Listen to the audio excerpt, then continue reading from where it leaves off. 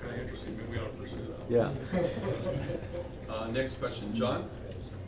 Two quick questions, they're related to each other. What is the latest thinking on the terminus, if it's gonna be Westwood, the Veterans Office, or somewhere in there? What is the latest thinking about that? And what is the financial feasibility of extending the subway underneath the supposed pass to Manhattan?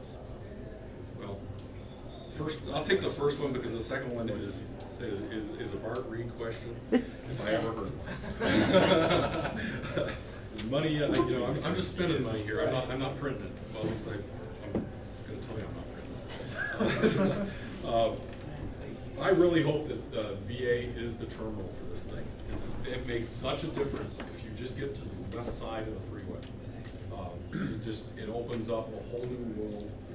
There's for park and ride, for access to the west side folks. It allows us to develop a really good terminal there with more property than what we would have over on the Westwood side. Would you Because approach the Veterans Affairs Office? it would be really close. It's between the drawings I've seen, really close right now. Let's say it happens to get out into Santa Monica someday. Well, there's never going to be a need to run all of our trains to Santa Monica. So the thinking of veteran is to make that thing a terminal, a really robust terminal, so we can affect short lines there. So you know, I hope everything I hear is pretty optimistic about us getting. We'll have to see how it plays out. It's a long ways to go. I'll take a step. Mr. Moneyman. All right, you know, we'll be killing off the big bills here.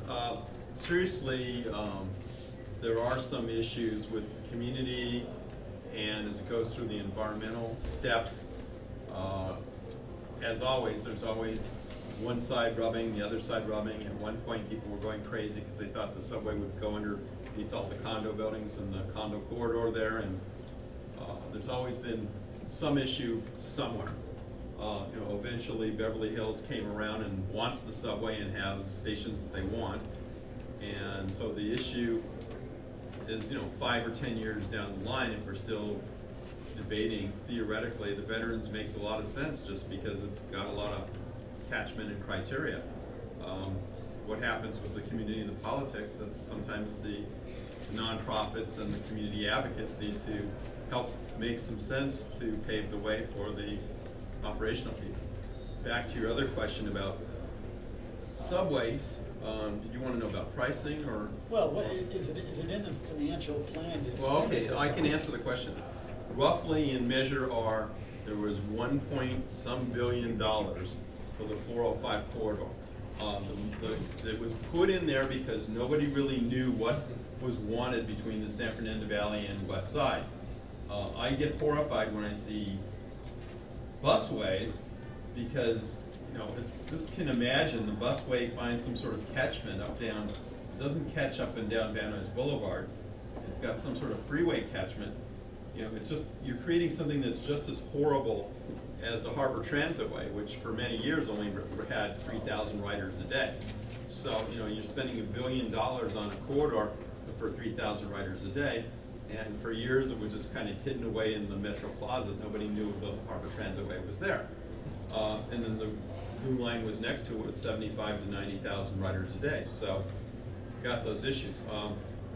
I would say that if there's an intelligent dialogue and the community decides that they want to have something, then many times there's a way that we'll get it. But we have to be clear on what we want it. I mean, in the San Fernando Valley in the 90s and the 2000s, everybody was not for anything. They didn't want a subway, they didn't want a light rail, and they didn't want the busway.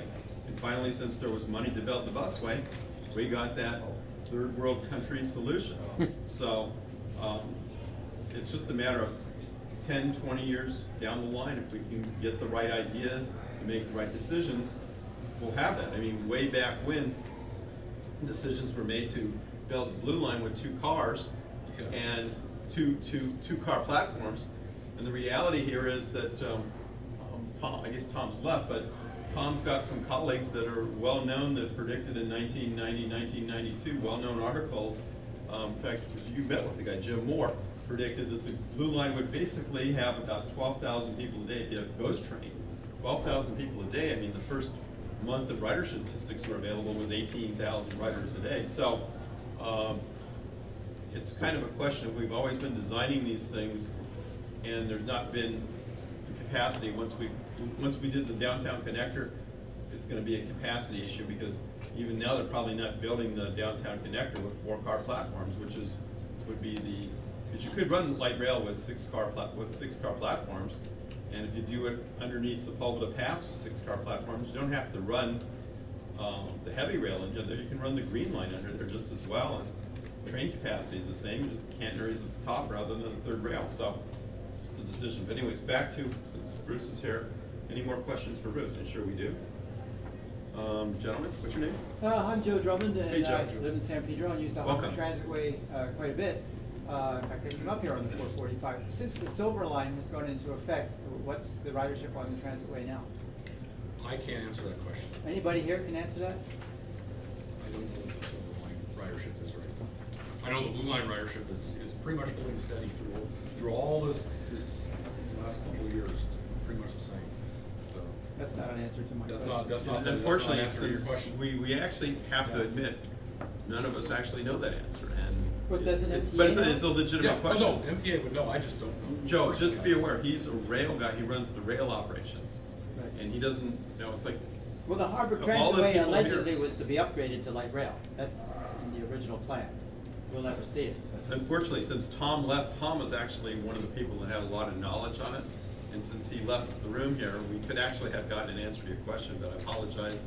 The question timing just wasn't perfect. And I apologize for not knowing the answer to We that. get Joe. the ridership numbers. That's not a big deal. I'll get them to Bart. We can get it to you, Joe. Next question, Justin. Okay, before, I guess still, the Blue Line has over 3 times the number of riders on the Pasadena Gold Line. But after the regional connector is built, the 2 lines will be linked, Blue Line and Pasadena Gold Line. Yeah. Has there been any thought to maybe short lining Blue Line trains at Union Station? Because it doesn't seem Pasadena would warrant that much service. Well, it depends on really what we're gonna get, and we'll know this before it ever happens, before the regional connector is completed. The foothill portion, the foothill extension from Azusa to Sierra Madre Villa is essentially 6 stations that have huge park and ride facilities. And the park and ride facilities will probably drive the headway, peak hour headway on that line. Right now, we're at 7.5 minutes. If you ride a Gold Line train in from Pasadena, 7.5 minutes.